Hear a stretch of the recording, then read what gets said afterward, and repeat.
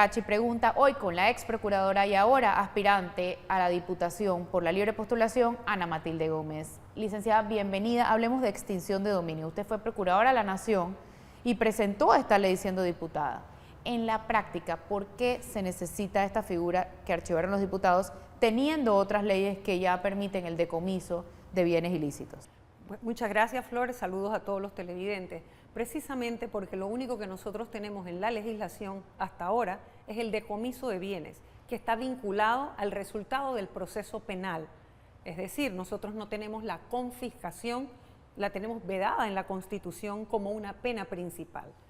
La extinción de dominio es una herramienta jurídica que permite tomar lo mejor de varios mundos para tener un proceso que va dirigido a esos bienes mal habidos, garantizando que las personas que compran en legítimo derecho, que tienen bienes habidos de manera lícita, puedan en el momento dado sustentar esa compra, esa propiedad, esa tenencia, y que así los que no puedan quedar fuera del comercio. ¿Temor a qué exactamente tienen los diputados que decidieron archivar esta ley? Mi experiencia en la Asamblea me ha demostrado que siempre es verse proyectado en la ley, o que los intereses que se tienen, o sea, que esa ley se te aplique de alguna manera, o que los intereses de personas a quienes responden se sientan afectados o en riesgo, y esos compromisos adquiridos con otras personas no le permita avanzar a un proyecto de esa naturaleza. Igual la querían pasar sin incluir el delito de corrupción y querían bajar la imprescriptibilidad a una prescripción posible máxima de 10 años. ¿Eso hubiera servido de algo? Eso es terrible y no sirvió de nada, porque si así fuera lo hubieran aprobado, por lo menos hubiera pasado el segundo debate.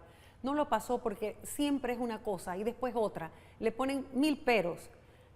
Lo cierto es que hubo un grupo que legítimamente, técnicamente trabajó el documento y lo mejoró en algunas partes procesales. Pero sacar el delito de corrupción es un grave error, porque la corrupción, igual que otros flagelos como el tráfico de drogas, el tráfico humano, una cantidad de delitos en los que son transnacionales, son como mercancías, son como negocios en expansión y ya no se limitan por fronteras. Si Panamá no tiene una herramienta como la extinción de dominio, nosotros no podemos corresponder adecuadamente a las asistencias judiciales con los otros países, y nuestro país es utilizado como un lugar de refugio para esos dineros y para esos bienes, sobre todo para esos activos mal habidos, caballos, fincas, obras de arte, joyas, apartamentos en edificios comprados al contado, 1, 2 y 3, autos de lujo, o sea, una cantidad de propiedades, de bienes, una cantidad de bienes que no necesariamente se pueden vincular a un delito, pero sí se puede demostrar en un proceso hecho para esa naturaleza que han sido adquiridos sin que se pueda probar su legitimidad.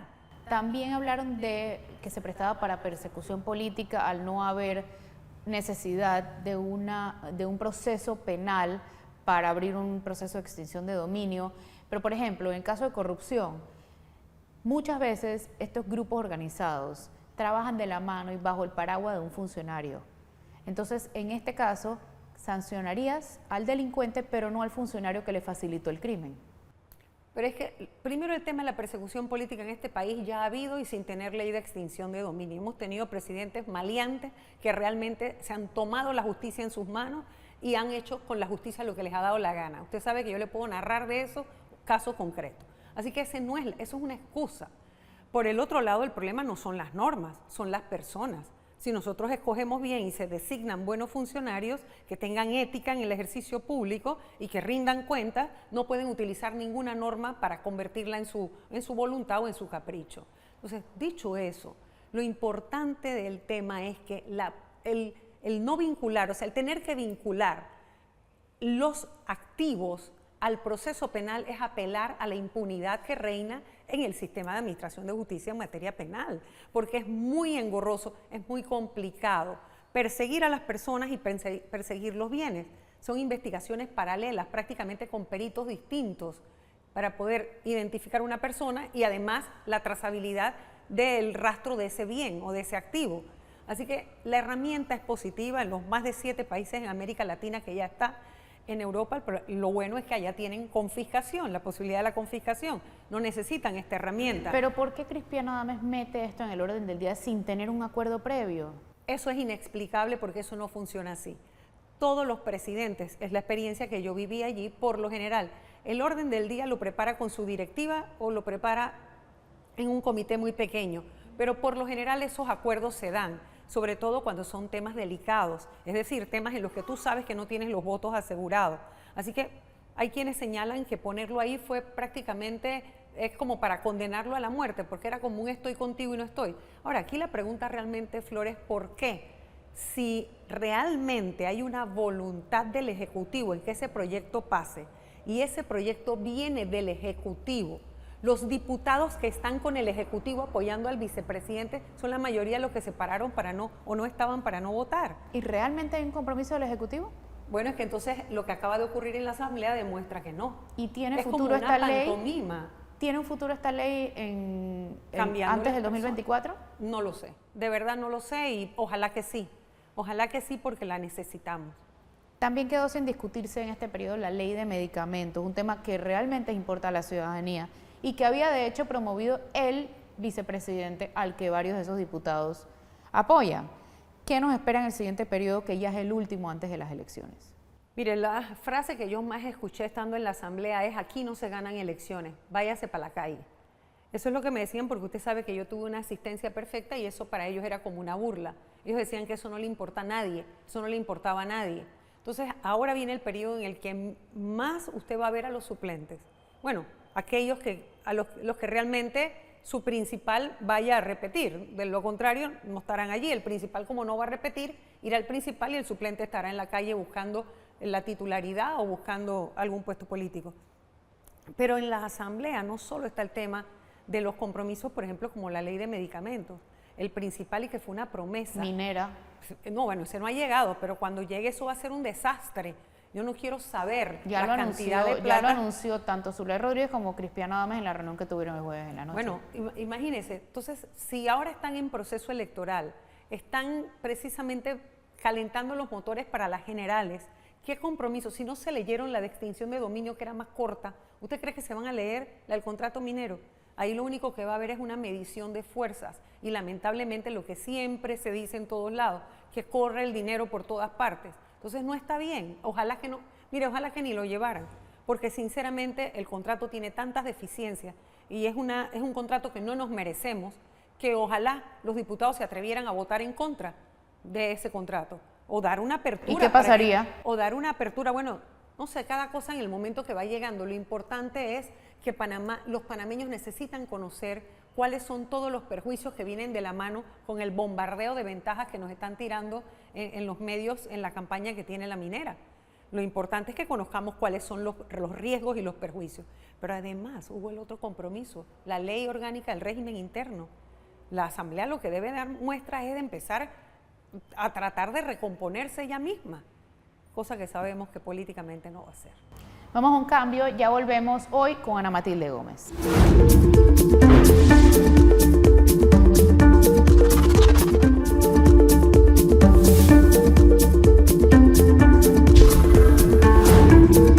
Ya de vuelta en Flor Mistrachi pregunta hoy con Ana Matilde Gómez. Licenciada, ¿qué se debería estar discutiendo entre los políticos que aspiran a cargos de elección popular, fuera del Seguro Social, por supuesto? A nivel presidencial no se han visto propuestas todavía concretas, todo el mundo parece estar viendo con cómo se alían para que no gane Martinelli. Sí, lo cual es una preocupación legítima de la gente decente de este país. Sin embargo, hay temas muy importantes en los que necesitamos conocer la postura de quienes aspiran a dirigir el país, como el tema que hablábamos hace un instante, la minera, por ejemplo. Si Panamá se merece o no minería a cielo abierto, minería metálica, si tenemos cuáles son las opciones que nos pueden presentar para que haya una rentabilidad real, porque además lo que nos están ofreciendo es muy poco en comparación al presupuesto y al Producto Interno Bruto. ¿Qué vamos a hacer con la educación? Pero ¿cómo lo van a hacer? No qué, ya sabemos todos que está mal, pero ¿cómo? El alto costo de la vida, el tercer alto costo de la vida más alto de América Latina, la desigualdad como está, pero sin tanto paternalismo, o sea, realmente empleos, ¿cómo van a generar los empleos? Para que todos esos jóvenes que están creyendo que en efecto educarse es una forma de movilidad social económicamente, ¿no? De que van a poder aspirar a tener una vida mejor, ¿a dónde se van a insertar en el mercado laboral? ¿Cómo se van a generar esos empleos? La corrupción, que no nos digan que hay corrupción, todo eso lo sabemos. Es cómo van a desmantelar el sistema clientelar que hay en el país. Los que aspiren a la presidencia nos tienen que decir cómo van a desmantelar el sistema clientelar que se ha entronizado y que se ha montado y enraizado en todas las estructuras del sistema político e institucional del país. Viene el juicio del caso Odebrecht. Ve a Martinelli correr, primero, y segundo, ¿qué tanto le importa a la ciudadanía su designación en la lista de los corruptos de Estados Unidos? Creo que no es la única designación que le van a hacer. Tengo la impresión, por lo que uno observa, la experiencia vivida con el caso Wackett, que también de repente pudiera estar en la lista OFAC. Y eso va a generar mucho conflicto para todos sus socios empresariales y comerciales. Y para él mismo, y se pondría al país en una situación muy incómoda de él correr. Sin embargo, hay un segmento de la población que está creyendo la gran mentira de que él le va a poner dinero en el bolsillo, porque lo que no recuerdan es que las finanzas del país no estaban en el momento que él fue presidente como están ahora. O sea, realmente la situación económica del país es muy grave. Entonces, yo no necesariamente lo veo corriendo, pero pienso que más allá que la alianza sea para vencerlo a él, tiene que haber una alianza para que haya fuerza y haya legitimidad en quien gane, porque si vamos demasiado divididos, quien gane gobernará con mucha gente en contra. Hablemos de la carrera por la libre postulación de la que usted participa. Por separado, varios candidatos denuncian que es una casa de empeño, básicamente, ¿no? Que gana el más, no es el más capacitado, sino el que más plata tiene, el más promete. ¿Qué ve usted en ese sentido y cuáles son las peores prácticas que se están dando? Sobre todo lo del dinero se ve más a nivel presidencial. Usted sabe que yo también tuve esa experiencia y pude ir a buscar firmas de respaldo a nivel para la presidencia de la República. Y en efecto, llega un momento en el que si el poder económico se vuelca sobre un solo candidato, lo convierten en candidato en un día. Al día siguiente, el día anterior no era nadie, no estaba en la papeleta, y al día siguiente entra y supuestamente desplaza a todos los demás. Eso solo lo logra el dinero. Las peores prácticas, la mentira, el engaño. Por ejemplo, tantos ciudadanos que me encuentro que dicen que quieren firmar y cuando van a ver habían hecho una fila o habían firmado para alguien para presidente y le tomaron todos los datos en el kiosco, cosa que se le ha denunciado al Tribunal Electoral, a la Fiscalía Electoral y sobre lo cual no ha hecho absolutamente nada, que tiene que haber algún funcionario en los kioscos, porque una vez que la persona abre el sistema con su huella digital, el activista que está allí le está tomando los datos no solo para el candidato a presidente, sino también como para una polla. El armar como una polla, eso es una práctica sinceramente muy lamentable. Y otra muy fea, muy grave, es que las normas que nos establecieron es que si usted no se capacitó para mí, no está registrada como activista mía en el Tribunal Electoral, usted no puede recoger firmas para mí, ¿verdad? Pero ¿qué hacen? Le dan un celular de la otra candidata, tienen el sistema abierto y recogen firmas a la vez. Uno no puede competir contra tanta deslealtad y zancadilla. Bueno, sí, uno compite de todas maneras, pero son las prácticas, una de las prácticas más feas y sobre todo engañar a la gente. Eso, mentirle a la gente, decir que van para representante y resulta que te anotaron para diputado. Licenciada, ¿deben correr los 3 que más firma tengan o todos los que alcancen las firmas mínimas? Bueno, ahí hay dos cosas. Uno, que la Corte Suprema ya se pronunció y eso es un fallo ya de la Corte. Y dos, que también habría que ver si no es una trampa de bobo, para que entre más entran, más se diluye y menos posibilidades de que gane realmente un independiente, porque entonces se aseguran que gana quien tiene clientes. Entonces, bueno, entonces el tema está en que la regla que está ahora nos pone sí en una depredación, pero ya uno sabe por lo menos que tendrás que escoger entre 3. Pero ¿y qué pasa en los circuitos donde, por ejemplo, hay 9 candidatos que ya tienen el mínimo? ¿Qué crees que va a ocurrir? Gana el que más plata tiene. Va a ganar el del partido político que tiene sus clientes, que tiene su asegurado ya su clientela electoral. Si estamos luchando contra el clientelismo, no puede ser abrirse así el camino. Eso también habría que analizarlo bien. ¿Ve posible una gran alianza opositora? ¿Los egos permitirán eso?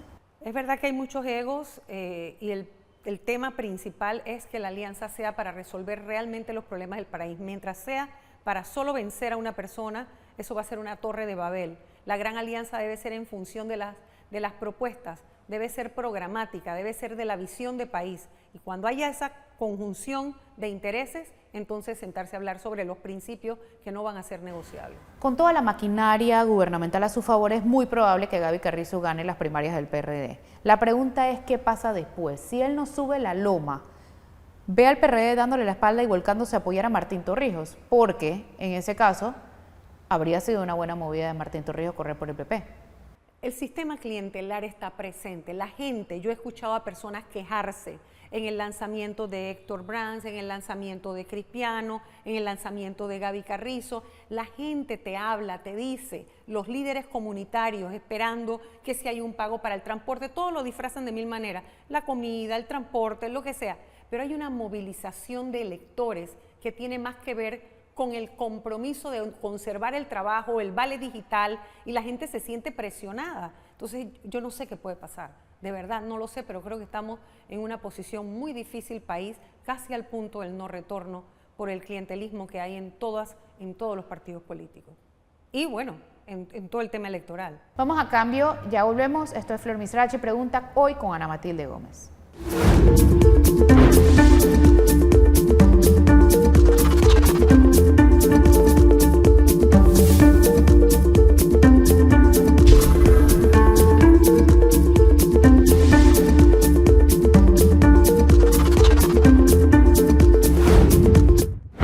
Misrachi Pregunta, hoy con Ana Matilde Gómez, licenciada. Usted fue la única diputada independiente en el periodo pasado y siempre se decía que una golondrina no hacía verano, algo de verano hizo. Ahora son 5 independientes, bueno, 4 han quedado, ¿no? ¿Cómo ven las posibilidades de los diputados independientes en el 2024? Muchas más. Una golondrina no hace verano, pero la anuncia, y eso fue lo que hicimos, abrir un camino, porque si mi trabajo hubiera sido malo, estos 5 jóvenes no hubieran tenido oportunidades.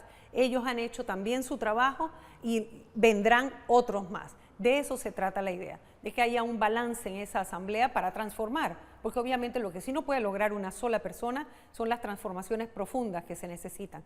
Para eso debemos ser una cantidad suficiente que podamos tener un voto decisivo, una bancada decisiva, que realmente podamos parar o no proyectos de ley y que podamos, bueno, que yo sola logré parar algunos, pero definitivamente lograr aprobar una serie de reformas que necesita el Estado panameño. ¿Cómo se explica que la Corte haya admitido la demanda de Wackett contra el Banco Nacional por el fideicomiso de Sojo, cuando para la de Félix alegó que no era competencia de la Sala Tercera sino un tema comercial? Y por otro lado, ¿por qué ese cambio de criterio y por qué es grave la sola admisión de esa demanda? Sí, el cambio de criterio de verdad que es inexplicable, no entiendo por qué la admiten, es un riesgo país, porque se trata del Banco Nacional y yo creo que pone en riesgo la solidez del propio Banco Nacional, aparte de que es inmerecido, o sea, realmente es inmerecido. Usted fue docente, de hecho fue decana en la USMA. ¿Por qué debería preocuparnos la reciente reelección de Telvina de Bonadas en UNACHI? Por sus vínculos políticos. Yo la vi funcionar a ella en la asamblea y cómo se le aprueban las cosas y todo es como un intercambio. Y realmente muchos diputados tienen personas nombradas en la universidad gracias a esos vínculos y esos favores. Yo creo que no le hace bien una figura como ella que está tan vinculada a los diputados de la República. Entre más se acercan las primarias, más políticos preocupados por el país. Esta semana vimos la compra por parte del gobierno de enseres por más de $300.000. Y la primera dama salió a decir que esto no tiene nada que ver con política. ¿Qué piensa usted y, sobre todo, por qué se necesita que la primera dama actúe con dinero público si todo lo que hace es social y para eso en teoría existe el MIDES? Bueno, usted sabe mi criterio porque yo lo expresé desde las elecciones pasadas como aspirante a la presidencia de la República. No hay norma que ampare el manejo de fondos públicos por parte del despacho de la primera dama. Eso no hay una norma que lo sustente. No son servidoras públicas, ellas no tienen garantías ni prerrogativas de servidoras públicas y es una lástima que se combinen las funciones, porque para eso ellas deben pedir donaciones, por ejemplo, de gobiernos extranjeros o de comunidades extranjeras, de diplomáticos. O sea, hay 1000 formas en que pueden ellas garantizarse que organismos internacionales pongan su foco de ayuda en Panamá. Lo que no deberían es manejar fondos públicos. Y ya el pasado nos ha demostrado que eso es una distorsión administrativa que trae riesgos. Y además hacerlo en medio de un proceso electoral precisamente de las internas del partido en gobierno, no me parece. Me parece un grave conflicto de interés. Hemos hablado de abusos electorales en varios escenarios. De estos abusos debería estar pendiente el fiscal electoral. ¿Qué está pasando? Nadie se lo explica. sería bueno que le hiciera una entrevista a usted, porque nadie se explica por qué tanta inacción por parte de la Fiscalía Electoral. Vemos muchas amenazas a medios, sanciones, demandas, multas. Apenas la semana pasada vimos la multa de Antay a la prensa por publicar una foto vieja, además, de Benicio Robinson, el presidente del partido oficialista. ¿Cómo gusta el trabajo del Antay? Mire, esto es lamentable, hemos hecho el ridículo internacional, no solo la foto es vieja, el funcionario es viejo, la foto es tomada públicamente en acto público o en oficina pública y en función pública y publicada muchísimas veces. Realmente esto es un despropósito, para eso no fue creada la ANTAI y definitivamente que esa multa no tiene ni pie ni cabeza. Por otro lado, Elsa Fernández, que dirige el ANTAI, fue electa presidenta del Comité del Mecanismo de Seguimiento de la Implementación de la Convención Interamericana contra la Corrupción de la OEA. ¿Cómo se explica esa incongruencia? Mire, yo no sé qué está pasando allá adentro, pero allá debe estar pasando algo muy delicado, porque yo estoy segura que Elsa Fernández no está de acuerdo con esa multa. Sin embargo, no ha dicho nada al respecto. Entonces, ¿qué es lo que la amarra? ¿Qué es lo que la detiene? Cada vez hay más opacidad con la información oficial. Actas de gabinete secretas, los auxilios económicos del IFARU, los beneficiarios de Capital Semilla de AMPIME, hasta los precios de fábrica de los vehículos. Es información no pública por decisión de las autoridades que ponen por encima de la ley de transparencia la ley de protección de datos. ¿Cómo ve eso? Nunca fue el espíritu de la ley de protección de datos. Realmente hay una distorsión grave porque lo único que buscan es seguir manteniendo su sistema antitransparencia, o sea, su temor a transparentar las cosas. Y uno se pregunta ¿por qué? ¿Por qué si la luz, que se abra, la luz es la mejor medicina o remedio que hay para que se haga lo correcto? Cuando usted sabe que lo observan, cuando usted más se cuida. Entonces, sinceramente, ese nunca fue el espíritu de la ley de protección de datos. Y por un lado vemos y supimos, por ejemplo, la semana pasada de pago a funcionarios de ANATI por agilizar trámites. Y por el otro lado, el regalo de tierras a personas privilegiadas y cercanas al poder.